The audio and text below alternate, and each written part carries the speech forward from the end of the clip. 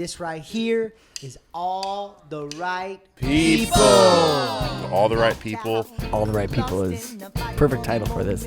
Aaron Lip, Reed Grimm, Collin Hauser, y'all. Cassie, Mr. Tom Bridwell. Adam Pickrell, Rob Fraboni. Cass Haley, and you. This was not scripted. Love it. We're doing it. This campers are rocking. Don't come and knocking. Good for you. Yeah. Hey, You ready? I'm ready. Hello, hello. Thank you for listening to the Big Hope Podcast.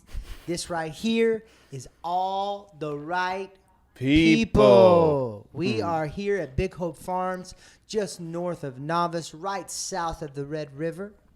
And what we're doing here is we've been recording my new album, our new album, All the Right People. And we have a really special guest today. This brother's been a part of my life and a friend of mine and a co-creator and just an inspiration to my life for the last 15 or so years. Maybe almost, 15. yeah, almost like I think 2008, right? Was it 2008? I guess maybe 2007? 13. So the 13. I can't do math. Sorry. I think I was 20 when I met you. 20 years old. 20 years old. I met Collin. This is Collin Hauser, y'all. I met this brother. I was getting a band together to go out and support my first self-titled release in 2008 is when we were going out, I think. That was it. I'm pretty sure, right? Think so. Wasn't it? Yeah. On all these interviews has been so funny. I'm like what's the math? It's crazy. It's because everybody that's been involved with this, is some long-term relationships, and that sort of goes into the All the Right People thing.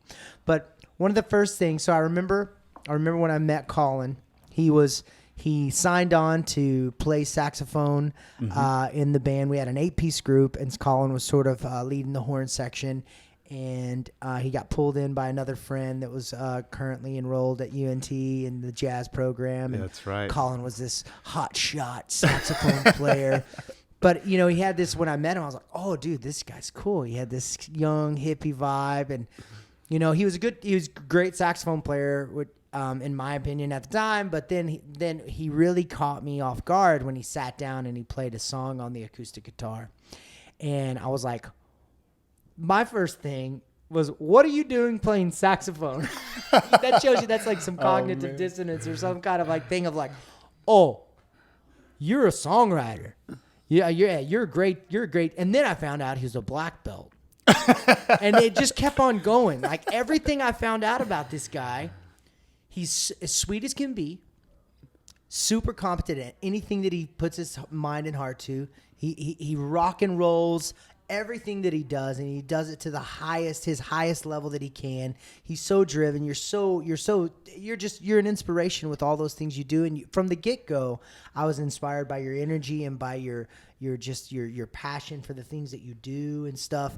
And it's been really great being friends with you and being here. And in this, I'll go ahead and let people sort of let you say what you're doing here with this project.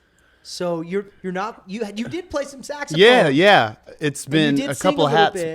Yes, a little bit, but I've been documenting and creating the content and telling the story, and I am very grateful that you have allowed me to trusted me to take the reins on that. And well, man, I'm a fan of your work. If just for people listening in that have been keeping up with the stuff that we do, Collin filmed and directed most of the content over the last year and a half, 2 years that we've been putting out. What Would You Build video? What Would You Build? Open Eyes. Open Eyes was wonderful. That was awesome. And then all of the adventure, behind the scenes adventure stuff through the Grammy, sort of adventure through Lincoln. And Collin's sort of been by our side and capturing it. And it's just so you guys know, this is the guy that's the eye that's been capturing all of it. Well, it's so much easier with you because you're just so authentic, and we have a relationship that has gone back 13 years. So it's, as a content creator, it's really interesting to be able to be in the hotel room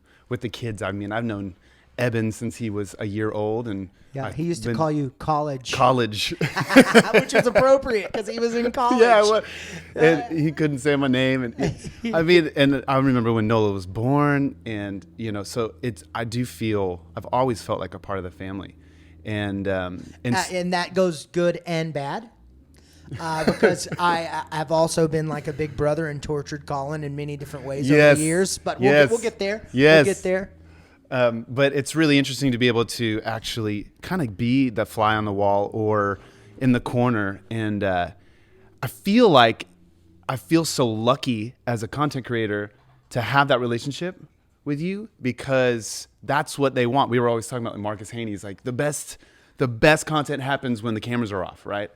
Well, when I'm rolling, it always feels like the cameras are still off, And so it's easy, especially too, not just that I feel like I'm a part of the family and it's just very symbiotic, but also because you're just authentic and your heart is wide open and you're just, you don't take it too seriously, which is so important. So I feel lucky. I feel like the content that I gather is so much better than I could somewhere else because it's you and it's the family. Well, I don't know about all that authentic stuff, but I know that I know what you bring to the table, where it's like you care and there's this level of trust between us, through this relationship that we've developed over the years, and we really know each other and we've really worked through all of our issues. We've had all kinds of issues. We've had all kinds of clashes. We did. And we've worked through them and we've talked about them. And I think that, that's a big part of this whole album is like, how powerful having issues with people and working through them can be, and how like this collective collaborative force is so much bigger than anything you and I could do by ourselves. Right. There's something really just amazing about what we're doing here with all these people, and you're such a massive part of that, such a huge part of it. You've been so many things to me in my life, in my musician identity.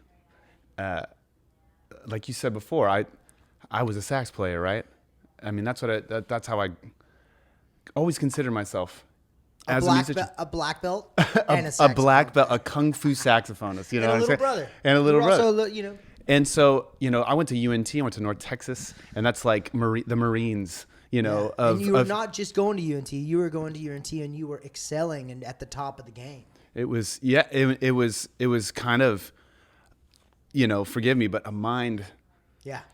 Fuck, It was one of those things where, you lose yourself quite a bit when it gets that intense, and you define yourself quite a bit by how good you are, how fast you can play, who you're playing with, how high you can, who you're listening to, what lab band you're in, and that can be like, you can lose yourself quite a bit. And I think I did. I think most people there, they do, and they come out of this like that program with a bit of a sickness. Yeah. I know it sounds dark to say, but it's also a gift, because it's just like any sickness of like wrapping yourself up in the idea of other people's opinion about you. Right.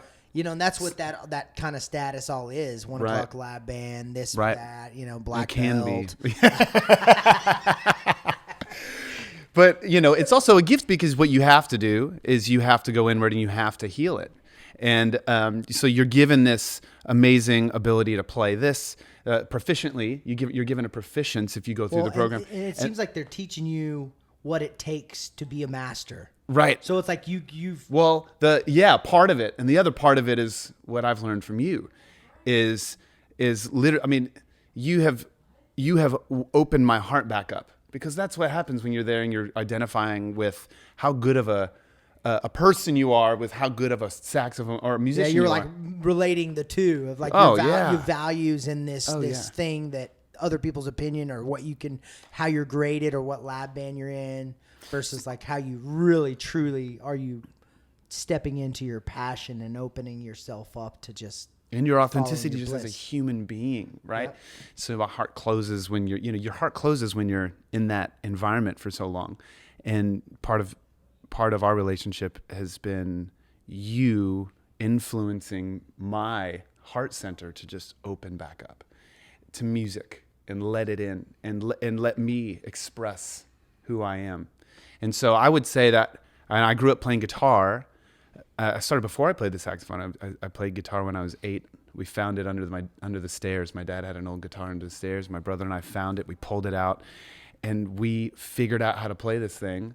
And it's always been around, right? And I started playing saxophone when I was like 12, right? So I ended up moving towards the saxophone. That was like the thing. I was excelling on that, but the guitar was always around. What do you think made you go the saxophone route? I'm just curious, like, versus, did your brother play guitar too? My brother played guitar, but my brother also played the trumpet, and I wanted to play the trumpet. So when I go into 6th grade to audition for the bands and see what you're, going to be good at, they put a trumpet up to you, they put a saxophone in your mouth, or trombone and all that. I couldn't play the trumpet. It didn't work out. And then I got an interesting, that day when you have to sign up for band in 6th grade and they take you in there to play the different instruments. Well, I signed up, but I didn't get to show. I was wanting to sign up, and I didn't sign up in the amount of time, and they wouldn't let me sign up. They wouldn't let me in band. So I never ever I was planning on being in band as a 6th grader, but the school district wouldn't actually let me in. So was that a motivation for you to say, well, forget you guys, I'm going to go play music? It totally was. Awesome. I mean, and my parents sort of framed it that way too, of like, welcome. Seriously. You're a blues musician. That's something. Anyways. That's something about you too. Is like this drive that you have. It's like there is no doubt in your mind. It is not, do I want to do it? It is, I have to do it. And I think Reed and I were talking about this. That's I think one of your superpowers, man. It's like one of your.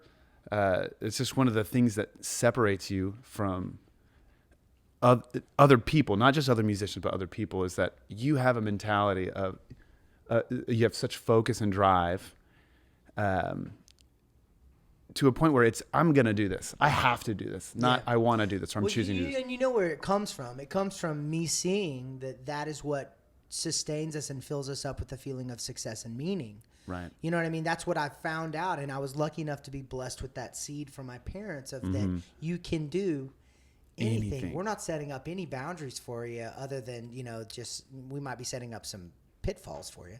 But we're not setting, we're not like, they're not building any walls. There was an open playing field. Yeah, I had to hop over a couple, canyons, but at the same time, it's like there's something really powerful when you realize that following your gut leads you in a way that fills you up. You know what I mean? And it's like once you get, a few rounds of that, and you're like, oh wow. Yeah. There might be a little bit of delusion too going on up here in my head. Well, it's like, a healthy delusion, I think. I'm definitely optimistic. You know what I mean? I definitely, I take the good and I really keep it, and I hold on to it. And every other kind of like mishap or situation where I made decisions that got me into the outcome, I've never followed my gut and my heart, and it led me to a place that I wasn't like, I didn't feel like was the purpose of that. Like I always felt it come, you know what I mean? And I think it has to come down to the way that I looked at the failures was like, I did something, there was something about the way I approached this that was wrong. Not the actual inspiration behind approaching this, but the actual application of it. Oh, you have a fearlessness, and that has put you in. This is the thing that has cultivated your grit, and that has inspired me. And then you are also just a mentor by nature, and you love to share. Too much. But what it's done is too much. It wakes it up in me. It's woken that part of me up, and it's I don't necessarily know if I would be. I think I would, but I can definitely say I am a songwriter because of you. I absolutely am. You are the one who was like, you're a songwriter, Collin, Oh, I did feel it from the moment I heard your voice. And not only was it about your guitar playing, which was great, but it's like the tone and the timbre and the soul in your voice was so good. Immediately recognized that it was special and yours.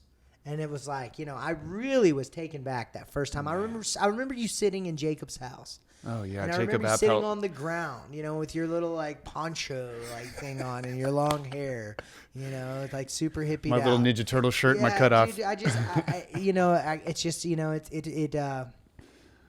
there was so much soul there. You know what I mean? And I'm so happy to see that you've like let that be a driving force in your life and pretty much navigated your world. Yeah. With that in mind, at the very least, you might be playing the stocks, but at the same time, you're also playing the soul. Playing it for that future. You also like navigating by love and passion.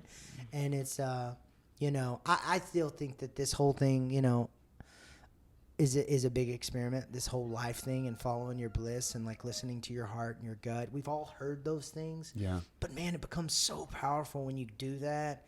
And you have these things manifest from that like there's some other things going on, and it's really exciting to feel, that you are in complete control, pretty much like not of like in complete control through your reactions, that right. you can like you can do whatever you we want. We get to decide.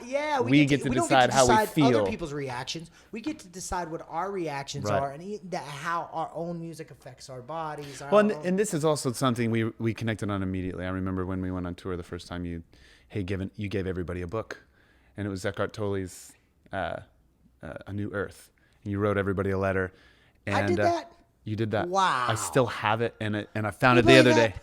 Packing up, I found it the other day. Opened up, read that letter before I came here, and it was just such an awesome thing to find. We're packing up the house and moving and stuff, and so I found that, and I just remember that was something. I grew up. I won't get into it, but just spiritually, I've had such a search, and so have you, and so we immediately on a soul level connected in that place. I felt that. I've always felt it with you. I've always enjoyed your ability to have like long form conversations and like really unpack like how you feel about things and our understanding about the way that we're processing our own lives and what we can do to change that, and just get into all the mechanics of that, because it's so interesting, and it's cool to have a brother that I can talk through that stuff with. Yeah, we call each other. The distance. We talk. If we get on the phone, it's definitely 30 minutes to an hour. It's totally every time. Dude, and I value that. Yeah, I know that too. your time is like the most precious thing that you have, and I'm really grateful for all of your time, that you put into this, and well, I'm grateful to have the opportunity, My career would not, and my life and my passion and my meaning would not be the same without you. And that goes into this whole all the right people thing of honoring that, of like, you've been a huge part of all this, especially the last few years of your ability to be able to capture in this graceful manner, and you knowing my spirit and soul, my family's heart and soul, and being able to translate that to video for our great grandchildren to see. Yes, it's about that. Yes, it's about it's you're the vessel in which is gonna project our life for generations to come. That's pretty crazy. I love that. My great grandkids will get to see the videos, and I really think that's so cool. I really think that you're a genius, and I don't think that, I don't say that word a lot, but I think that like beyond like your musical ability is amazing, but at the same time I think that your eye and your taste and your aesthetic awareness and just is unbelievable, and I'm so grateful to have you here capturing this with your heart being a part of everything that you're doing. It's so obvious that there's something magical going on with the stuff that you're filming and that your intention behind it. Thank you for giving me it's an opportunity. It's a blessing to me. And, I can't wait. You're at a point in your life where you're making this huge transition. Right.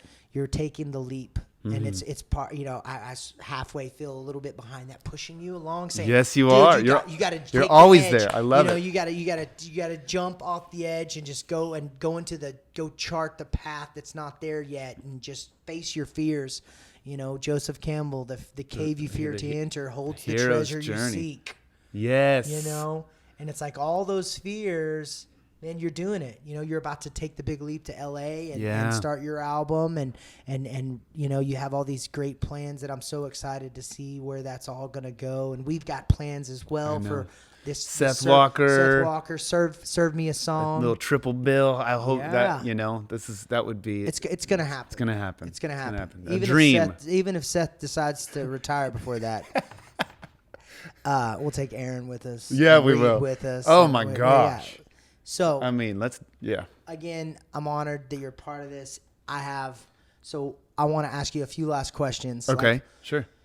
What do you think about this whole process with all these different characters? I mean, that's been involved. What has it been like for you? Are you even able to process what it has been like? Yes, I have been. It's interesting being behind the lens, and then maybe jumping in as as a musician, or chiming in as with a producer mind, or just saying, giving suggestions here and there. It's been interesting. So navigating those. Yeah, you can't not do that. That's I know. I realized when I was like, oh, he's and that's one of the reasons you're here too, is your heart, your opinion, your musicality. It's like, it's not just about the film, and so it's been cool seeing you go back and forth. But and just getting in where you fit in. That's always my hope. Is does it serve the song? Does it serve the conversation?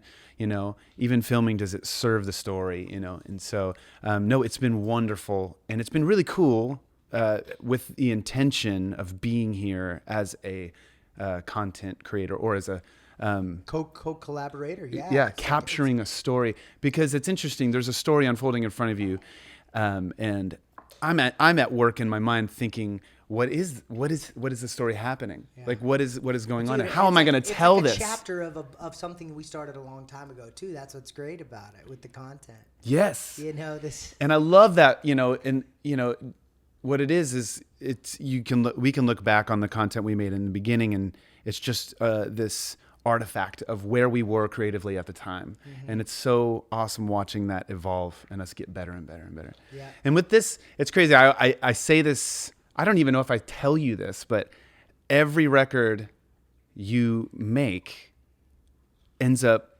being my favorite one. It's like, oh, this is so good.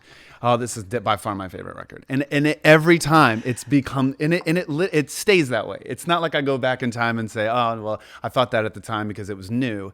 It literally is. Every record that comes out becomes my favorite. And this record is the songs, Cass. The songs. It's just Cassie. I'm telling you, these songs lyrically, the vibe. And then in the way, the mechanics, having Rob Fraboni here, having Reed Grimm, having Aaron Lipp, who I didn't. Oh my gosh, what a mind blower, right? Adam I knew Pickrell. Everybody fall in love with Aaron. Aaron, wow, I'm trying. The synth master, Adam Pickrell, and then it's just been amazing. It's really been it's just been awesome. It's inspired me to really capture my record in this way, or have this philosophy. Yep. It's interesting. In the philosophy of, there's all of the things are in place, all of the relationships that you've made, all those things really add a power to what you're doing. And it's like all of these, Joe and Joel and Joe Cross, all of these people that have been involved in your whole world. It's like there's a holistic way to like frame all your content. It's really just telling the truth. And that's what this is. And that's what this is. That's what I'm excited for people to hear, is that this is the truth. This is, I love this because it's a complete iteration of acceptance. If a note is not completely in tune, it doesn't matter. You have such an acceptance with the way it is. A little bit. It's the truth. Yeah.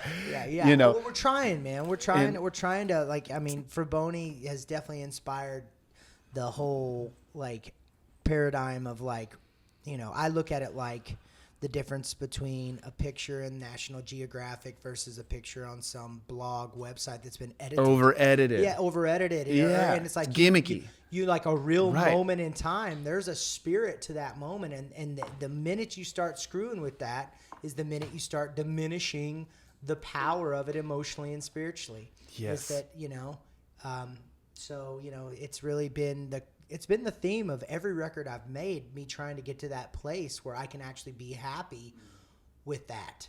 You know what I mean? Amen, brothers and sisters. Right. I believe. Let it out. Yeah. The Church of Fraboni has been created. But man, dude, Well, I love you. I love you. It's been great. I can't Thank wait you. to continue creating Me with too. you and just doing whatever I can to support everything that you're doing. And I love you. And I love dude, you too, bud. You know, when you move to LA, we're gonna have to figure out a way to get together and do a podcast. We've been talking. Oh about, my gosh. We've been talking about our podcast for a Yes. while. When we have our conversation, like this is a podcast. This is But- it, dude. but- We're gonna do it. Dude, okay, last question I've been giving to Okay. everybody. First, three words that come to mind when you think about this album and this experience and what we've been doing here. Don't think it too hard. Just All right. can be anything. Real. It's real. It's real. Next, Authentic. same as real. Is that too Yep, similar? Yeah, yep. I would say acceptance. Okay. And then I would say flow. Everyone really found such a flow with each other, not just musically. Water. Water. that ching. Yeah. And you read that, but everyone has found such a flow with each other, not just musically, but the personalities. Such a dynamic situation. Right. I mean, Rob Fraboni, crazy as hell. Out of his freaking gourd. Well, and that goes. Adam Pickerel, dynamic genius. Dynamic. Aaron Lip, he's like water. He's always just He goes. He is a flowing. I'm just kidding. You're a dick too. You're crazy as hell. Hey, when you are compared with water, you want to be a gift. And you're fire. You are that I'm just man. a burning. I'm a burning bright on the ground too. I'm not fire in the sky. I'm fire on the ground. Different thing, by the way. Well, But, I dude, love you, buddy. Thank love you. you too, man. Thank you so much. everybody, thanks for listening today. Thank you, Collin. Yep. I can't wait to put it together, and it's going to be so much fun Yeah, to see the product and all of it and tell the story. Yeah, man. Love it. We're doing it. Thank you guys for listening. You guys have a good day. Bye. I thought you were lucky to get the peanut gallery in the end of yours. great, right? I love it. All the yelping and whooping and Hey, it's the final one. We did it. yeah.